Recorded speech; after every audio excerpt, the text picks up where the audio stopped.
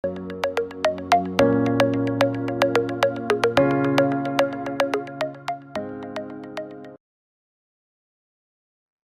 a todos, soy Jesús Vargas, investigador postdoctoral y profesor de Geografía Humana en la Universidad Pablo de Olavide. Continuamos con el taller Los Observatorios Ciudadanos, una nueva forma de hacer ciencia y geografía.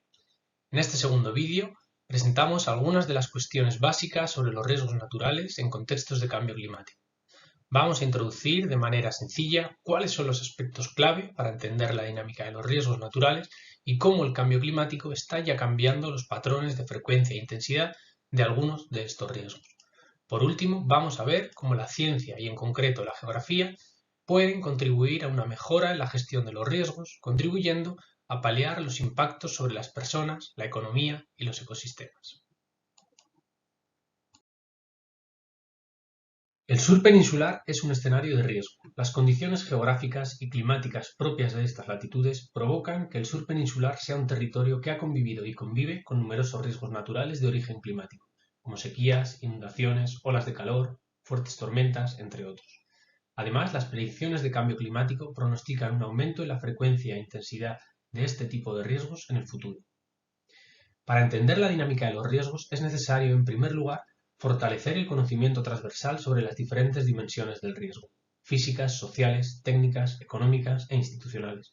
Un mejor conocimiento, con evidencias más sólidas y una mayor innovación son esenciales para mejorar la comprensión del riesgo. La reducción exitosa del riesgo de desastres y el diseño de estrategias para la prevención dependen en buena medida de la calidad de la información. En segundo lugar, es importante fomentar una adecuada comunicación del riesgo de desastres. La comunicación del riesgo favorece la prevención y la mitigación de los impactos al fomentar una población más formada y preparada para hacer frente al riesgo. Al existir una relación entre cómo las personas perciben el riesgo y la forma en que afrontan dichos riesgos. Además, fomentar una comunicación bidireccional conduce a una situación en la que las personas se involucran más en la gestión de los riesgos. Por último, el fracaso de las estrategias de gestión del riesgo como crisis pone de manifiesto la necesidad de un cambio de paradigma de la gestión de los desastres naturales, que deben priorizar las estrategias de gestión hacia la prevención, mitigación y la adaptación a dichos riesgos. La relación entre el cambio climático de origen antropogénico y los riesgos naturales es un hecho incuestionable. Por un lado, la componente climática y la variabilidad natural del clima provocan de forma natural la ocurrencia de diferentes peligros naturales. Por otro lado, la componente humana, a través de los procesos socioeconómicos, las diferentes acciones de mitigación y adaptación y los procesos de gobernanza, generan diferentes niveles de vulnerabilidad a diferentes peligros para las diferentes sociedades y territorios.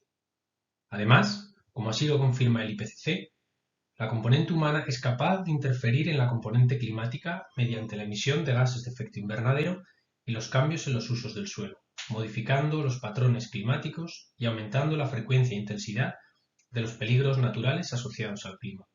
La relación entre el peligro y la vulnerabilidad genera situaciones de riesgo que pueden generar impactos. El riesgo se define como la probabilidad de ocurrencia de un evento natural o humano que puede generar daños a la sociedad o al medio ambiente en un momento y lugar determinado.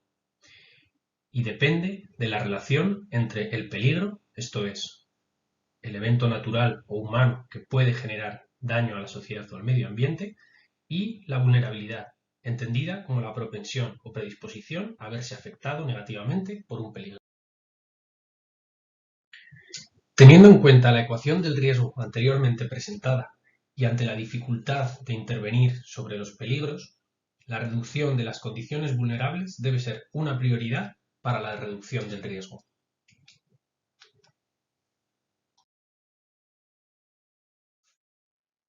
La forma de abordar las evaluaciones y análisis de vulnerabilidad se realiza mediante la evaluación y el cálculo de diferentes variables e indicadores que se utilizan para caracterizar cada uno de los tres componentes de la vulnerabilidad: la exposición, la sensibilidad y la capacidad de adaptación. Una vez caracterizados cada uno de estos tres componentes, se integran en un índice de vulnerabilidad para cada uno de los territorios de análisis.